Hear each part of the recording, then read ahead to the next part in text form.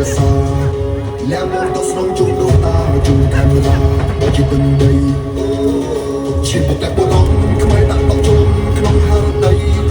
บัวหาเรื่องบนระบบกระเตาสุดสบายกันยืนมาหายใจ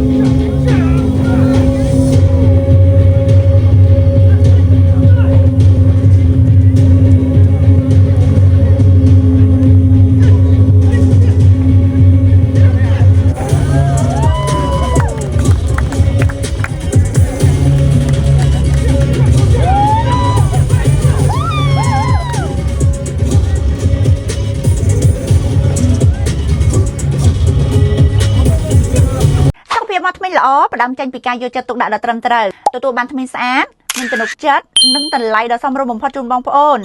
ច្បាស់ជាធ្លាប់គិតដែរមែនទេចង់ទទួលបានថ្មីស្អាតតែខ្លាចតម្លៃថ្លៃពីព្រោះថាយើងព្យាបាលដោយតបបណ្ឌិតជនជាតិកូរ៉េ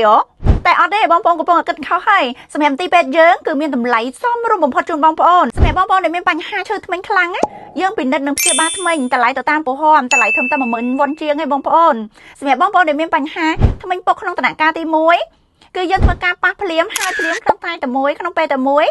តម្លៃត្រឹមតែ50000វ៉ុនទេបងប្អូនសម្រាប់ថ្ងៃចុងសប្តាហ៍សៅរ៍អាទិត្យហ្នឹងតម្លៃត្រឹមតែ70000វ៉ុនទេសម្រាប់ការដកធ្មេញតម្លៃទៅតាមពហម10000ជាងវ៉ុនឡើងការសម្អាតធ្មេញក៏ដូចគ្នាសម្រាប់បងប្អូនដែលមានពហមយើងអាចប្រើពហមបានណាតម្លៃត្រឹមតែ10000វ៉ុនជាងប៉ុណ្ណោះសម្រាប់បងប្អូនដែលមានធ្មេញពោដោយសារការញ៉ាំកាហ្វេញ៉ាំភេសជ្ជៈដែលមានជាតិពោខ្លាំងឬដោយសារការជក់បារីសម្រាប់ការអប់ធ្មេញម្ដងនៅខាងមន្ទីរពេទ្យយើងតម្លៃត្រឹមតែ99000វ៉ុនប៉ុណ្ណោះសម្រាប់បងប្អូនដែលអប់ធ្មេញ3ដងក្នុងពេលតែមួយក្នុងថ្ងៃតែមួយតម្លៃត្រឹមតែ199,000វ៉ុនប៉ុណ្ណោះមួយវិញទៀតណាប្រសិនបើបងប្អូនមានបញ្ហាពុកធ្មេញក្នុងដំណាក់កាលទី2ដែលតម្រូវឲ្យបងប្អូនបិទស្ទះធ្មេញតម្លៃត្រឹមតែ250,000វ៉ុនប៉ុណ្ណោះទៀតសោតណាតម្លៃហ្នឹងមិនមែនថ្ងៃធម្មតាឬក៏សៅរ៍អាទិត្យអីគឺតម្លៃរួមតែម្ដងបងប្អូនអញ្ជើញមកសៅរ៍អាទិត្យក៏តម្លៃប៉ុណ្ណឹងដែរមែនតែនទៅបងប្អូនអត់ធ្លាប់មានទេពីមុនមកតម្លៃនៃការពុតធ្មេញតម្លៃត្រឹមតែ1,99,900វ៉ុនទេសម្រាប់សៅរ៍អាទិត្យវិញត្រឹមតែ2,99,000វ៉ុនទេអញ្ចឹងមិនថាបើសិនបើបងប្អូនមានបញ្ហាធ្មេញជ្រួធ្មេញចពើធ្មេញអត់ត្រង់ជ្រួអត់ស៊ីញ៉ាំគ្នាឬក៏ធ្មេញលើខប់មកខាងក្រោមខ្លាំងឬក៏ធ្មេញខាងក្រោមចាក្រោមទៅធ្មេញខាងលើអញ្ចឹងជាឱកាសល្អសម្រាប់បងប្អូនដែលចង់ពុតធ្មេញកុំទុកឲ្យបញ្ហាសុខភាពមកធ្មេញរំខានដល់ការងាររបស់បងប្អូនឬក៏ការរស់នៅរបស់បងប្អូនតទៅទៀតអញ្ចឹងមកមន្ទីរពេទ្យរបស់យើងខ្ញុំបងប្អូននឹងទទួលបានសេវាកម្មនៃការពិនិត្យនិងព្យាបាលដោយតបបណ្ឌិតជនជាតិកូរ៉េផ្ទាល់តែម្ដងអ្វីដែលកាន់ពិសេសគឺមាននាងខ្ញុំជាបុគ្គលិកបកប្រែប្រចាំនៅមន្ទីរពេទ្យចាំទទួលប្រឹក្សាណាត់ពេទ្យនិងជួយបកប្រែបងប្អូនពីដើមរហូតដល់ចប់និងកាន់តែពិសេសទៅទៀតគឺមាននាងខ្ញុំជាបុគ្គលិកបកប្រែប្រចាំនៅខាងមន្ទីរពេទ្យផ្ទាល់តែម្ដងឆាប់មកយើងខ្ញុំឥឡូវនេះដើម្បីទទួលបានការណាត់ពេទ្យនិងសាកសួរព័ត៌មានបន្ថែមសូមអរគុណ